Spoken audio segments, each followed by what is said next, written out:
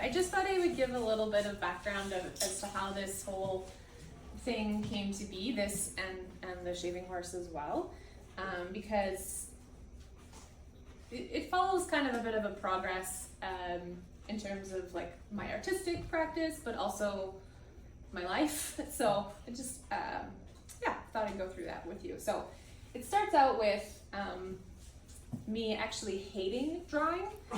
So, and feeling like I'm really bad at it and feeling like I don't want to do it at all ever, because I loved the idea of drawing. I loved looking at other people's drawings. I loved imagining myself being the type of person who drew, but couldn't quite get there because every time I tried to draw something, I'd get really frustrated. I'd have, like that grade 2 teacher who told me I couldn't draw a bicycle running through my mind, and nothing was ever good enough. And like the inner critic, right? All the artists in the room are very familiar with that. And feeling like, just a lot of anxiety, a lot of stress.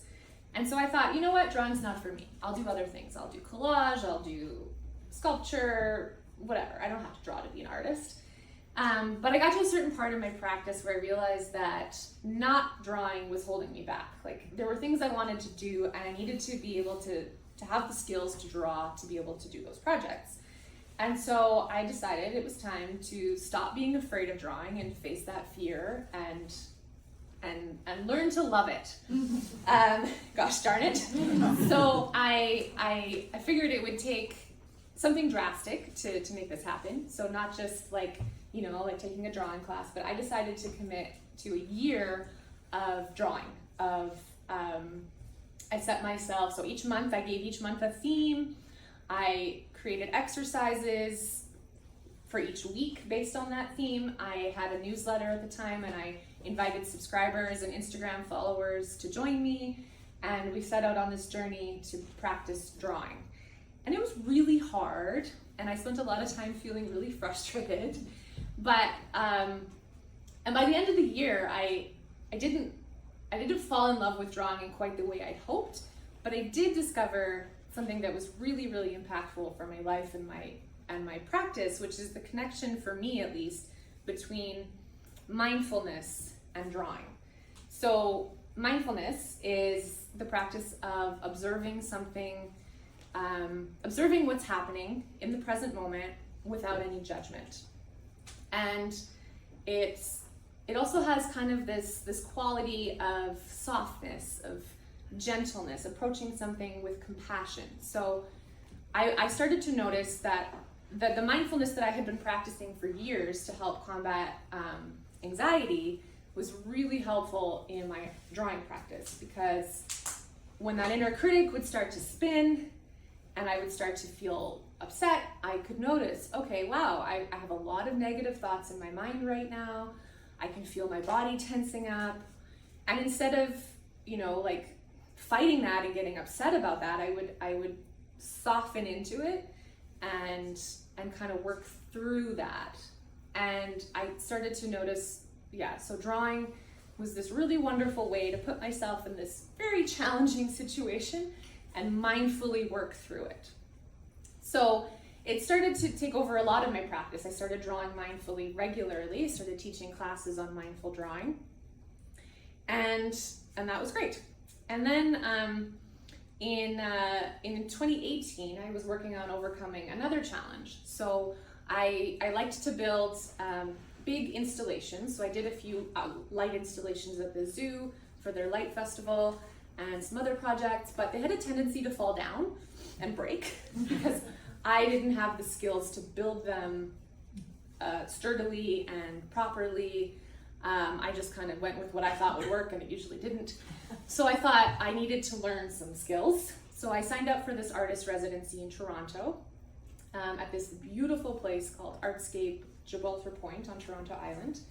And the idea of the residency was to learn traditional timber framing techniques. And I thought this would be great. I'll learn to work with wood, I'll learn to build the structure, and I can use this in my installation work.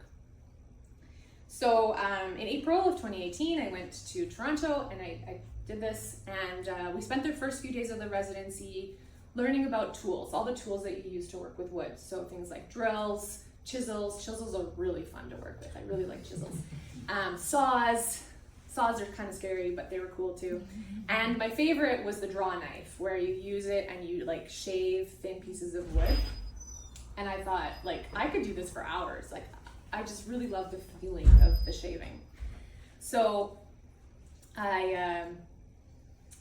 so we did that. We learned about the tools, and then we constructed these huge structures out of using traditional timber framing. So that's like where you have a piece of wood and it fits into another piece of wood, and you don't use nails and that kind of stuff. And it was really cool. It was really wonderful. I was surprised at how much I liked working with wood. How it had been so intimidating before, but now I got a feel for it. I really liked all the processes, and I liked learning about too how the wood would behave depending on how it had grown, and kind of learning about the connection between the trees and the wood. And while I was at that residency, right before I had arrived, there was a huge ice storm that actually made it really hard to get there. But it also created some like devastating damage to the trees on the island. So they have these enormous, really old, really beautiful trees, and some of them had been like split in half, and half was on the ground, and some of them had lost most of their branches. Like, there was just this incredible amount of chaos and destruction and split wood, and it was really powerful and moving. And whenever I wasn't working on the timber framing, I found myself like going back to visit these trees and just like look at them and take pictures of them. And I didn't really know why I was drawn to them, but I just felt this like connection with them. So I came back from this residency feeling very interested in wood, in woodworking, and trees, basically. They had a big place in my mind. So then that summer, I saw a Facebook event for a local timber framer who was having an open house out on his property by Bon Accord. And I thought, let's go. Like, so Matt and I jumped in the truck and we went to visit this open house just to see what was going on. And he gave us a tour of his property. And this is where I met Bruce Staub. He's the timber framer of McLeod Creek Timber Framing. Wonderful person. Him and his wife are really lovely. And he showed us, one of the many things he showed us was this really cool gadget called a shaving horse, where you sit on it, it clamps the wood in place, and then you can use the draw knife, my favorite tool, to then shave the wood. And watching him do that, and so this was used more like before they had lathes, right? So when you needed to smooth something down or shape something, that's how they would use it. And I was like, I don't really want to make anything. I just want to sit there and shave things for hours. I need a good reason to do that. At another point, my brother gave me a little book a little notebook made, a Japanese style notebook made of, like, the paper was actually just thinly sliced wood. So I was drawing on that, I was thinking about the shaving horse, and I had this idea for an art project where I would build a shaving horse, I would shave wood, I would draw on the wood, and it would be a way of exploring this kind of journey through mindfulness, through drawing, through meditation, and all that kind of stuff. So the next year, I talked to Bruce and asked him to help me, and he helped me build this shaving horse here, because I didn't quite have the skills I needed to do it myself. So we worked on that together. And I was able to exhibit this performance piece at the Works Art and Design Festival in 2019. And that was really cool. I'd never done performance art before, so it was really interesting. I sat there, like, it was right on the festival grounds, so it was really noisy. There were like the bands playing and people wandering around, but somehow the space that we had for this project, it felt kind of serene. Like, you'd walk in and there were places to sit, and I would just sit there in silence and shave and draw, and felt awkward and self-conscious, but again, the mindfulness was there to help me work through that, and I really enjoyed it.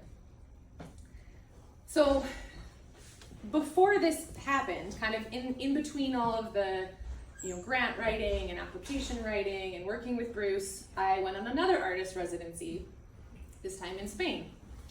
And I had kind of this vague idea of what I wanted to do, something to do about exploring, like observing natural phenomena and how it affects internal phenomena. So like being in nature affecting our internal states and weather and that kind of stuff. And I knew I wanted to look at trees, basically. I was like, I want to spend a lot of time around trees and we'll see what happens. So in the first week I was there at that residency, it was in this incredibly beautiful town called Ferrera in the Pyrenees in northern Spain, and more like eastern Spain, I guess. And I wandered around just watching birds and sketching trees and not really sure what I wanted to do. I was reading this novel at the time called Barkskins by Annie Proulx.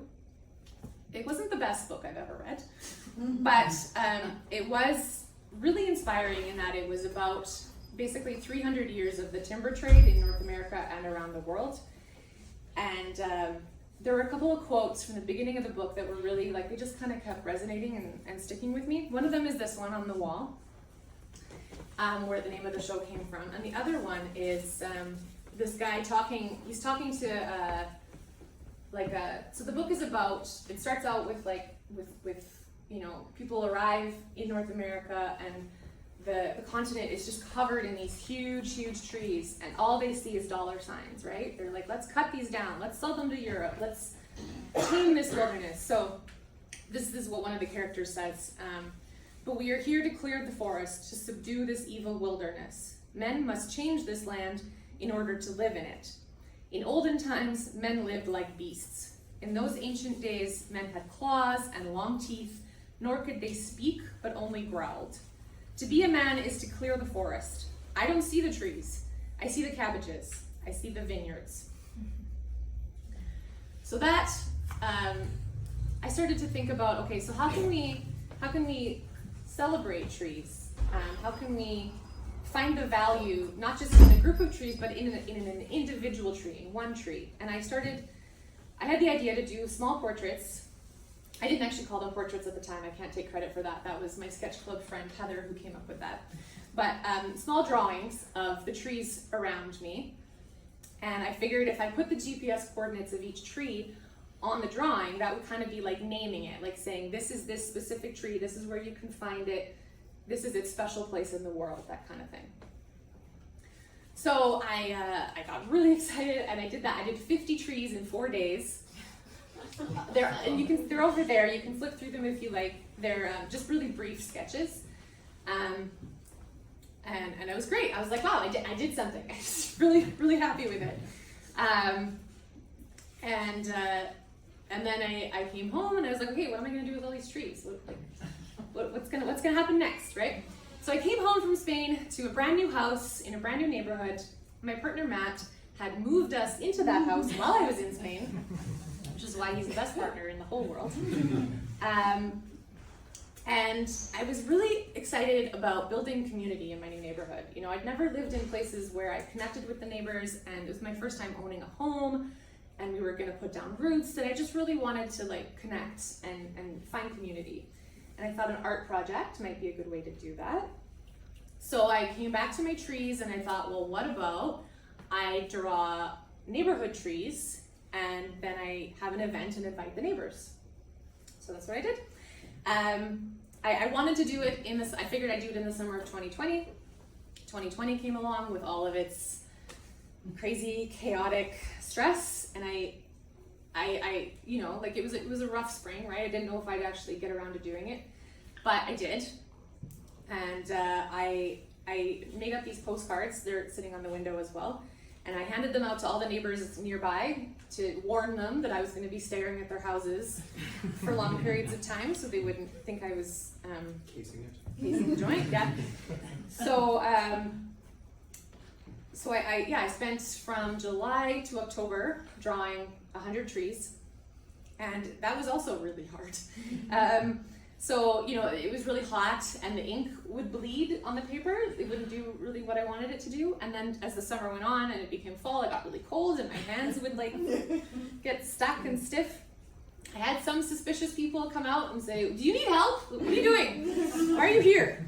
But mostly people were really wonderful. They came up to chat, and I showed them what I was doing, and I told them about the project, and they were really interested.